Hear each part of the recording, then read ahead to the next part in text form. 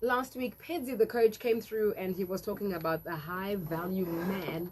And I think he got a lot of men, scratching their heads and questioning, am I a high value man? He broke down a couple of characteristics, and Pedzi, does a high value man buy a gift on Valentine's, even if it's a leap year? Yes. A high value man will buy the gift regardless. You have to. You have to. It is a must. Mm-hmm. It is a must. Okay. Because you're just, and I love the way it will dovetail into what we're going to talk about today. Mm-hmm. But there are certain cultural expectations, and culture, it's shura culture, rebellion culture, no, societal expectations. Because culture in itself is what you are expected to be like in a specific scenario. Mm-hmm. And Valentine's is just a way to say, hey, thank you, I do appreciate you, I do love you. Here's something small to tickle your fancy. Okay. Yeah. Well, Is that not in girl? And then I strongly believe that the guys who did not get anything yesterday, the month still got a couple of more days to go. Definitely something is going to happen. And then to the men who were like expecting something big, and then they got, a pair of socks, Nivea, and maybe like chocolate or something. It's still a gift. Taking a break. When we come back, we get into today's topic for adulting. It's still a gift.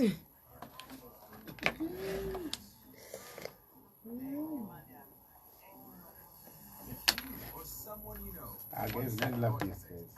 So that. Yes, gifts, we love gifts. Yeah, I love gifts. My love language is gifts and touch. You touch me, wonderful. You show you're concerned. Buy me a gift. It's the Pulse with Becky K on Even Capital better. 100.4 FM. We are talking cultural intelligence. So when I looked at the topic, I said to Pedzi, please don't just hit us with English here. We really need like proper explanations. What in the world is cultural intelligence? All right. So every society, every silo has got certain expected behavioral representations. So if I say, like last week we were talking about a high value man, and it so happened that there's a show that followed that was high value women. Dude. You see. Yeah. But the whole high value element does not make sense if it is not compatible or integrated to expectations of a full society. Okay. You see, because it's not you who determines which do a high value. It's an ish. That ain't that the truth. Yeah. Because you leave your house saying I'm high value, then you go out there. I'm no. Or people will be like, no, this person is rude, and when you go back home, you're like, I'm not rude. I just know who I am. Yes, I'm just high value. I know how to speak. I know what to say. I speak my mind. No. Who you are has to integrate within a specific society, within a specific social group. It doesn't mean that you have to change for that, but there are parameters that are acceptable in a specific society. So, for example, a lot of people think, and I've got Nigerian friends, a lot of people think Nigerians are always angry when they're talking. That's who they are. They are very... They sound like Shona people. High-pitched. They sound like Shona people. Yeah. No, people are just talking, but that's who they are. That's who they are. Yes, and then when we speak soft, it's like, are you alright? To some people, if you speak soft, like the way you would as a person, they'll think that you are insecure about what you're about to say or unsure. Americans are very straight to the point. They're very blunt. So if they feel like something is off on you, they'll say it immediately. Yes. Nah, this is not right. I think you need to change your hair. Yes. Those are like, it's their cultural makeup. or let me not use, okay, let me change the word cultural. Let's say societal makeup. They're silo. That's how they respond. That's how they respond, true. If you are to interact with a Chinese person, people, when you talk to them, they believe that the closer you are, in terms of physical closeness, represents welcoming. So they're close, they're up close. All right, but then with this cultural intelligence, there are some things that have been happening from back and beyond that need to be changed. Certain cultural expectations are like, please, it doesn't mean that I'm this age and not yet married, that my life is not moving forward. So can we chop this cultural expectation away, and then also teach people how to deal with people like that? Like when you meet someone who is 25 years old and not married, it is okay. But this is someone who culturally believes that a woman should be married by 20. Right? So that lesson also needs to be taught in terms of the cultural intellect that is needed. There are some things that we just need to say bye-bye. But it's taught to who? To those who are practicing it. Taught to those who are instigating these cultural laws or cultural values that are like, they're somewhat ridiculous because no one can achieve all of them. And the person who has achieved all of them, they're stressed because they're continuously living up to something or living up to the expectations of certain people. They are never really in a space where they want to be. If they want to dance, they can't dance because culturally it's not expected of a married woman to be dancing in a certain space. So like they're restrained and constrained in the home. You can't do this because like all those cultural expectations that don't make sense. They're just too much. Yes. And those exist. But here we can't even change it because of no, Pedzi, what do you mean we can't? Oh, age demographics. Yeah, we can't. Can we alter it? You can move away from it. Personally, I can be like, I don't want to be part of this. Yes. Right. And then I meet someone with that kind of mindset. How am I, Becky, as a grown adult, deal with someone like that without being rude? Well, it depends who that is. And I suspect that because could be some rudeness can just family awaken. members and the like. Yeah. Okay. Let me drop this definition also for the benefit of people, or maybe somewhat an insight that cultural intelligence, which is CQ for further reading, is an outsider's ability to interpret someone's unfamiliar and ambiguous gestures in the same way that person's partner, co-workers, etc. would. The way they interpret my behaviors, the same way that people within that society would.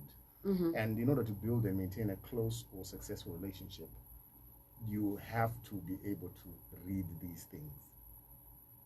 It's about you reading. That's why my first example was to say let's take it out of a family sense, because those are certain things we can't change. Like my parents will tell you, and you can't change that.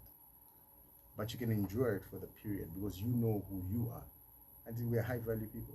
Okay. What our principles. So high value people, would it be correct to say can compromise for the better good? They can. Or should compromise for the better good? Especially for people who are unchangeable in your life. And when I say unchangeable, like family, parents are unchangeable.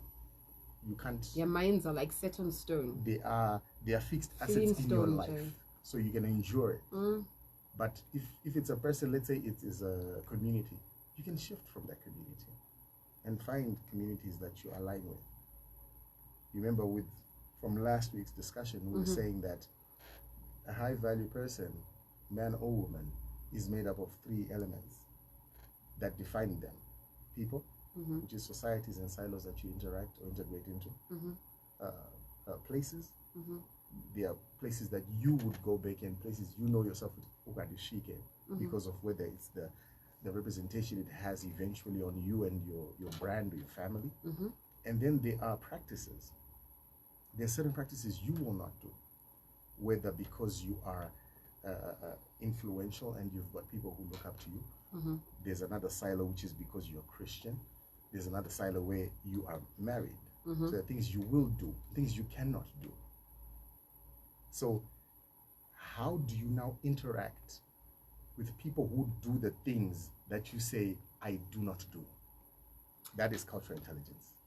That's where I was getting to. Yeah. That's where I was getting to, because you also want to be in a position where you can voice out things that you also stand for, but you want to do it intelligently without stepping on people's feet and making people feel small and inadequate, because high value people don't do that.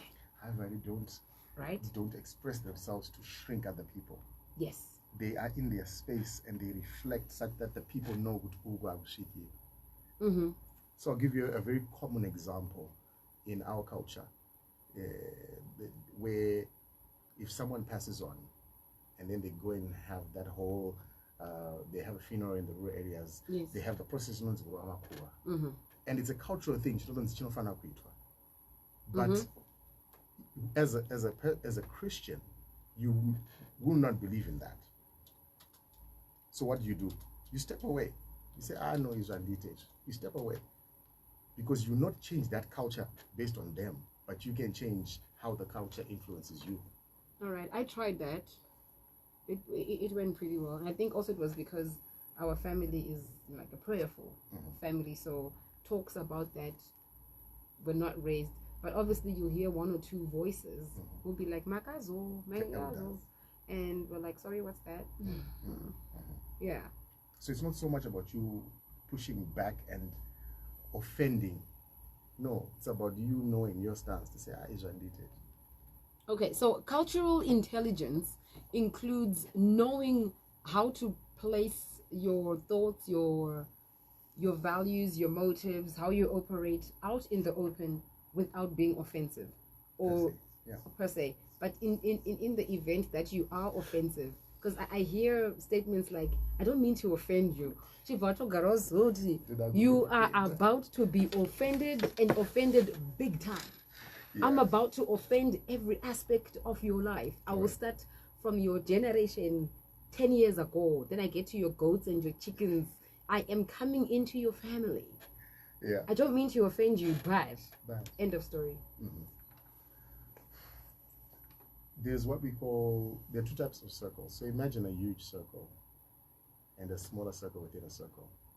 Okay, yes. Right. Big circle and a smaller circle. You are the smaller circle within a circle.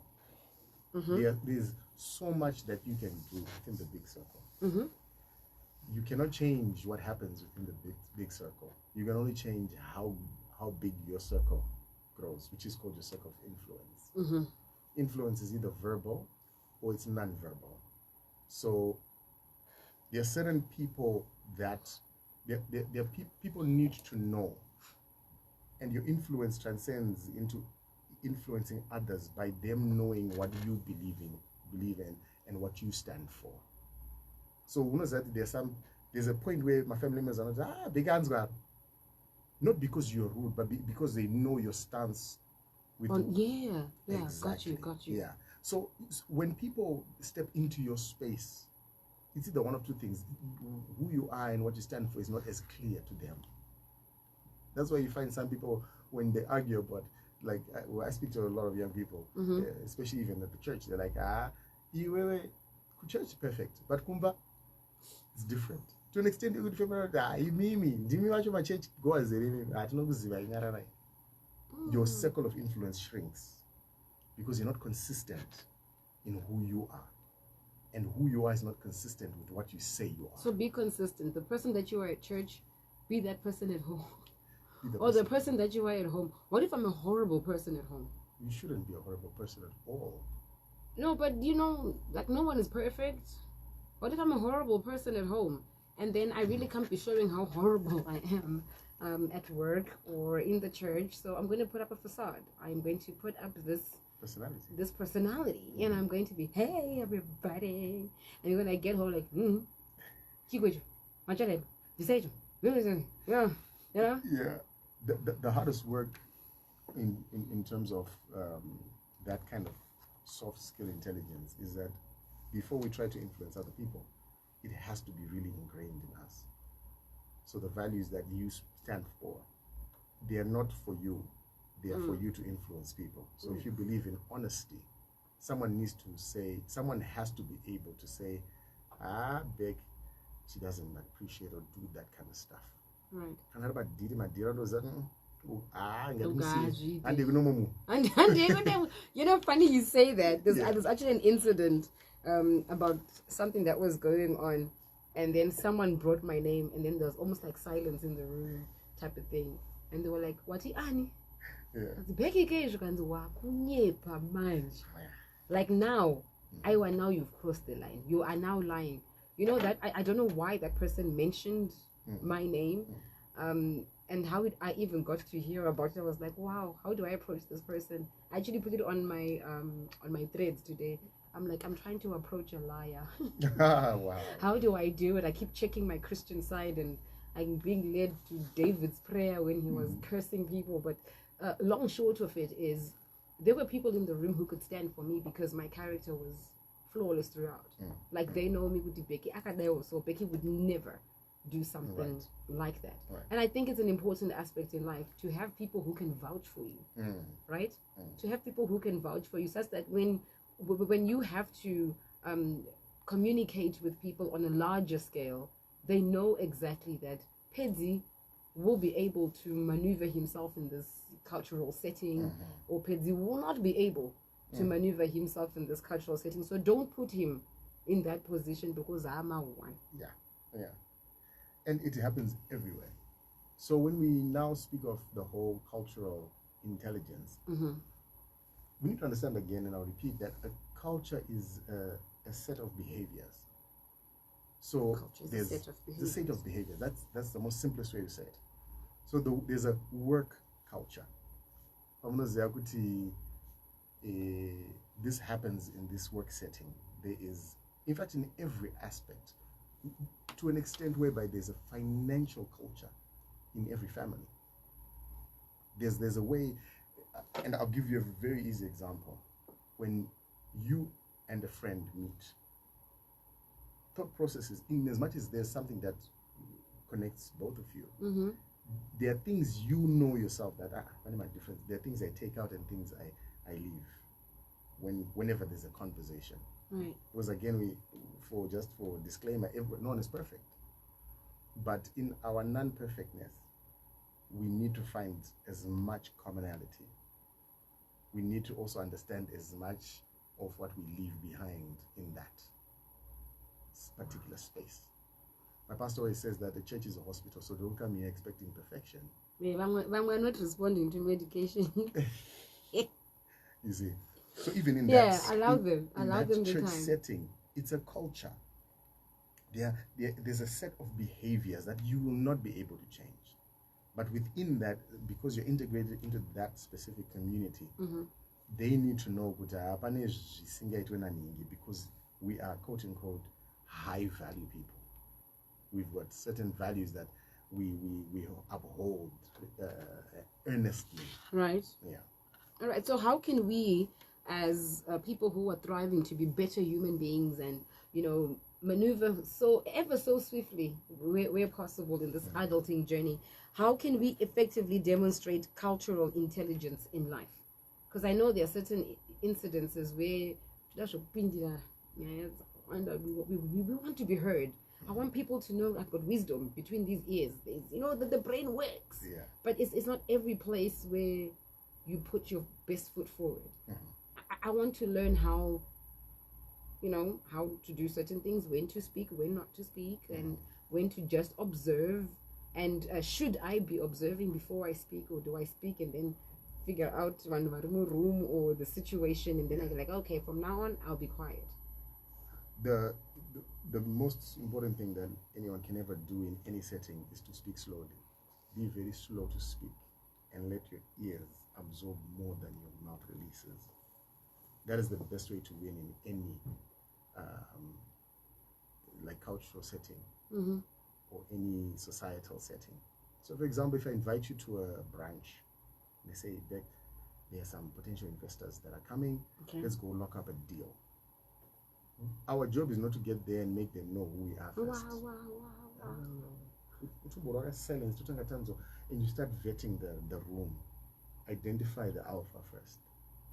Why identify the alpha? Because the alphas are the people who usually release the culture specifics of a specific society. They release it. But you are not to whether it's in verbal or non-verbal ways. The way they act, the way they hold themselves up, the way they do things. My dad is always saying, whenever you're in a setting, be a step behind everyone else, but very close. So even when it comes to chikafu chakudishwa, haungotanga ngojambira kama chiri. You know, take your time, observe good, okay. The most influential person there, what are they doing and how are they doing it?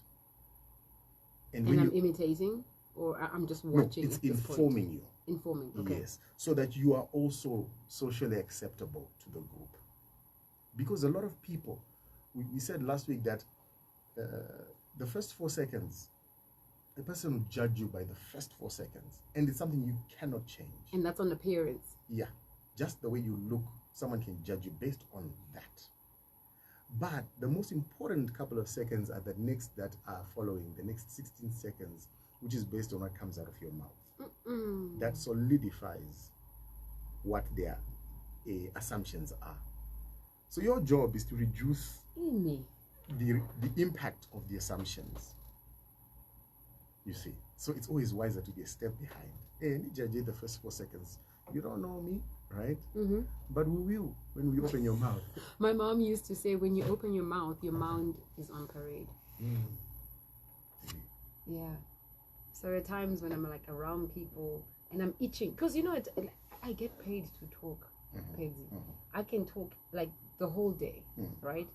But there are some settings, just like what you're saying, that cultural intelligence comes into play. I get it right sometimes, and sometimes it's just an epic fail and I'm kicking myself.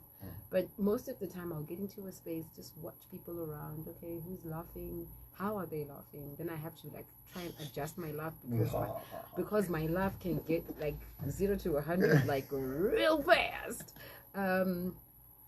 If people are dancing, let's say it's at an event and I'm watching people dancing, I won't be the first one on the dance floor, but maybe I might be the third person on the dance floor. But this is after I've watched how other people are conducting themselves, and then I will get into it, because my mother's words will ring in my head. The moment you open up your mouth, your mind is on parade. You are showing us exactly what is in your head. Yeah. So if you're going to open your mouth, it better make sense. Yeah. It better make sense. I like that. Yeah. A lot of people also say, I am who I am. People should accept me for who I am. But there are levels in any society, in any setting, even in family settings. I like the most basic is family. You know, number 1, 2, 3, 4, Ndian. And the way, and another form of like cultural intelligence is knowing family young, you know, accept that easy. My family does not accept this. Let me try not to poke at that wall or that alpha. You know, the way when we were saying earlier that the way even kids respond, kids understand this, and kids have got such. And when it comes to an individual, let's take it back from the societal or grouping. All right. And make it at an individual level, me and you. This is now called emotional intelligence. So it's knowing. Also, now we've moved from cultural now to emotional intelligence. Yes. Right. So emotional intelligence is you understanding the next person and knowing how to attain. At the end of the day, we're all trying to achieve or attain something. Let us not lie to each other, we're just being good people. Everyone wants to attain everyone has got a selfish intention. We are kind of selfish, aren't we? Yeah. And it's a norm of survival. It's a norm. So when we go speak, let's say with our bosses. Sure, Pedzi.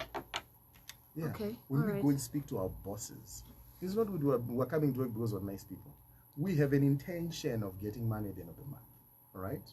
So the way you interact with that boss who is a level above, we are not ourselves. We are accept me. No. Humbling yourself, holding yourself down. Yes, that wisdom is the intelligence we're talking about. So when you're now looking at it from a group perspective, it is called cultural intelligence, because you are putting all these expected behaviors together into one batch, and you're saying, okay, I need to understand these people. I like how you broke it down. So if it's individual, we bring it down to emotional intelligence, because you are now dealing with this person one-on-one. But now when it's a collective, when it's a group, you've got a group of emotional people. Yes. And that creates their certain behaviors, which then becomes a culture. And now you need to be intelligent enough to deal with those people in that space to get what you need. Yes. Yes. No, we are selfish here. You've done a number of events. Yeah. There's no event that is the same. Dude.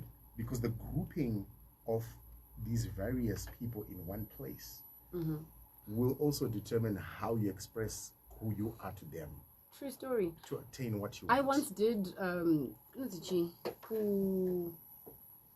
ku army, right? When they were doing their national and turf events, and I was scared because I was like, "No, I'm a soldier. I'm gonna have to be like extra serious and all of that." You know, I got into the room, guy. Yeah.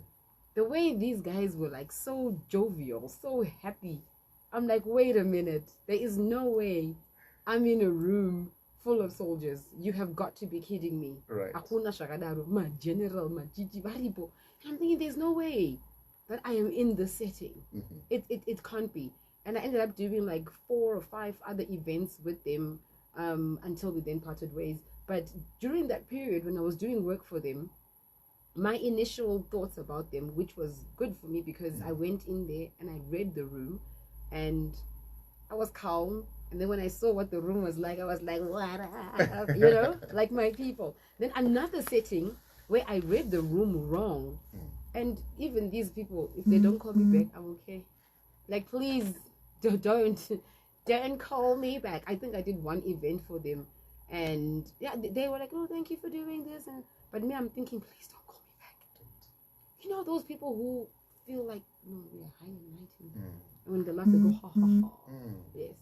And I was like, So it's so true. No event is the same. Like, no two events are the same. Different silos, different societies have got different, they have differences. Let me put it like that. And the 3 things I would advise. There we go. The 3 things I would advise for any people is you need to be able to set certain goals per society or per culture. Okay, all right. All right. The very first thing is, let me put it as this. Each human being has got biases. We all have biases. True. Our biases, which makes the whole 4-second rule very, very, very real. Because you have a bias based on when someone says, I was Kwakati, I learned Kwakati.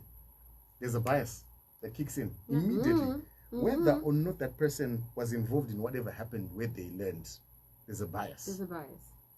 When someone says, I stay Kwakati, there's a bias automatically. So the most negligent thing to ever do in the world is to assume that there are no biases on you. All right, I'm going to hold you right there. When we come back, Pedzi is going to give us the 3 things that we need to consider. But before we go to the break, he's already broken it down and said, we are selfish as human beings. We are selfish. In everything that we're doing is for somewhat of a selfish gain. Sometimes you're doing it because you're a nice person, but at the end of it all, you know exactly why you're doing the thing that you are doing. And that everybody has a bias. Everyone. When you meet someone for the first 4 seconds, that bias, yeah, that's you. You do that. Wena. Still to play an ad. If you've liked the Pin Post Stand giveaway on Joe, the and we do have a bias. 4FM Facebook and Instagram pages, Hey. then you're in the running to Have win you our ever loved someone and sitting up in my room? Brandy, have you ever? And They're all Brandy songs. yes, they're all Brandy songs. And sitting up in my room. Danko. Have you ever emo? Haimo shot. Yes. Nothing. All right. your name be selected. Stay tunes to Capital 100.4 FM to find out. Capital 100.4 FM. You people are watching me going, what's this girl doing? They actually get to enjoy some behind the scenes. Oh, they get to enjoy some behind the scenes. That's absolutely awesome. Is there anything from the Facebook? Like No, any questions, there's no contributions? Anybody want to say something? It's the Pulse. If there is, with just Becky K on Capital 100.4 FM. Adulting. we're back with Pedzi the coach. Or was it Coach Pedzi? Pedzi the coach, right? I want to make sure I get it right because, yeah. Okay, we're back and we're talking about cultural intelligence. I've really gathered some, valid information here. Putting it into practice, definitely. And I think in some areas, I was already doing some of the things, but I think I'm going to take it up a notch. So you left us on, everybody has a bias before we went on to the break. Right. Everybody has a bias. And it happens within the first 4 seconds of meeting someone, entering a room. Yeah. Within the first 4 seconds. And then you spoke about the other 16 seconds now where it's when you open your mouth. So in the first 20 seconds, somebody can depict whether they want to get to know you more or they don't want to get to know you more. Exactly. And it's because of the biases we're talking about. And there's this little kind of illustration that one of my coaches shared. And he was like, there were two young fish that were swimming in a pond or in an ocean, right? And they passed by an older fish. And the older fish looked at the two fish and like, the water's good today, right? And then these two fish looked at him like, and then they just nodded and they passed. When they were a distance away, they were like, what's water? So because these fish have been in water for so long, or they were born in it, they never experienced anything outside of that. They did not know what this older fish was talking about. What is water? And it's exactly the same with biases. We are so ingrained in certain things that we don't know that these are not normal to other people. They may not be acceptable. Or they are just not, you're not aware that they exist. Don't even go there. Like if you start stories like that, honestly, because there are certain things that we grow up with and we think they are normal. And then you meet other people and they're like, no, it's not supposed to happen like that. It's not normal. And you're like, no, but even my sister and my brother, all of us. And you're like, Yeah, it has been accepted. But in the whole acceptance phase, it may not be normal, especially when you want to transcend to certain other societies. Right. Yeah. So the things we used to do in high school. I went to a mission school.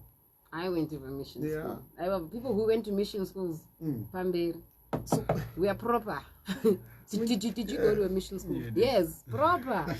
Those are real citizens. But when you interact with someone who didn't, didn't know more because we're in the water and we knew that water, it's not normal. It's not normal. It's not normal. How do you accept it? But it's ingrained in us. It's now already a bias that we have. And we will have an answer for it. Defense. Yes, a defense. We will find a way to defend it to make it make sense to you. Yeah. And and unfortunately we defend so many toxic things because we're used to them. So the very first thing in understanding how to win in this whole cultural intelligence game is being able to identify these things, to notice them, to say, okay, I want to be a high value man, a high value woman. What are things that are around me?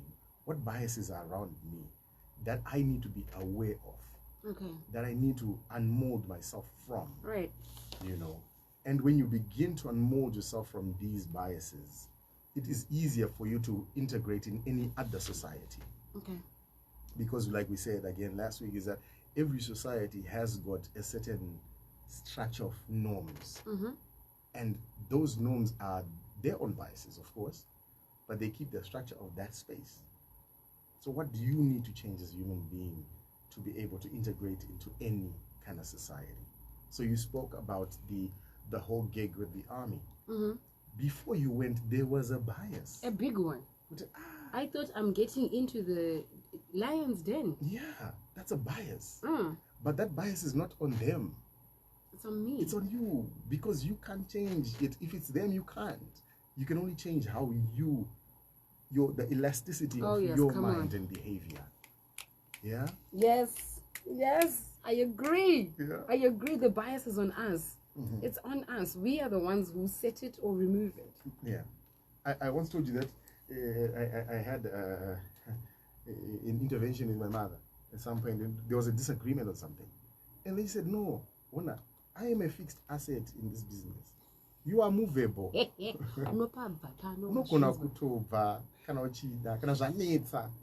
get it? And she did say it so softly, right? She did. She was quite soft about it. Moving on.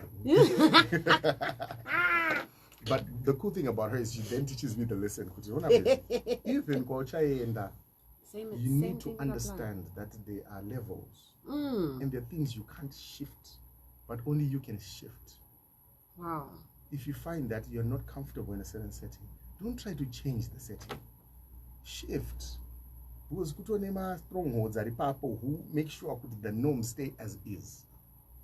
You are the one who wants to benefit from that specific silo. And I think from time to time, we do want to play God, hey? We do want to play God. I really like how you brought that up, that if the environment is not comfortable, get out. Move. No one is asking you to shape and shape shift, sorry, and try and fit into the mold and all of that, because the norm is going to grow on you. If you don't like keep it moving. Let go. And I like that. Yeah. Yes, you will stop being comfortable. It's a very hard truth. It's a very my gosh. But again, we shouldn't look at it in the negative sense. So let's bring it back to a kind of like a work atmosphere, work culture. Okay. If you're in a space and most people I interact with are like, oh, my boss is this and that and this, that. That boss is immovable. You're the only movable asset in Papo. So what do? You upgrade yourself to an extent where you can shift to another silo. Okay. Because if you shift to the same level, no okay. I've had a number of friends shift from job to job to job and complain about almost similar issues. To say to us, how can the whole alphabet have an issue with B? Yeah. B is probably the problem. Yeah. How can the whole alphabet be like, I'm a B?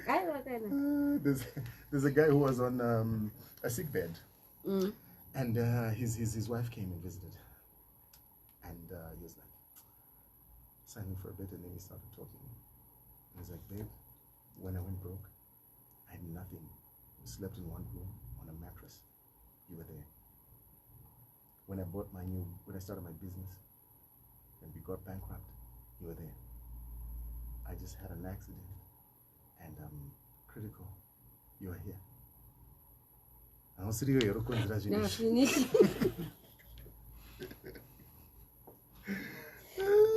are everywhere. You're like Yeah, literally constant. everywhere. Pedzi, we have like 3 minutes left. You've given us that we need to unlearn our biases. What else do we need to? Secondly, it's about adaptability. Adaptability. You have to be open to adapting your communication styles or your persona and your strategies based on culture or context.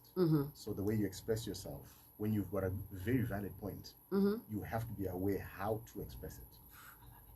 You see, people, there's this thing called stonewalling.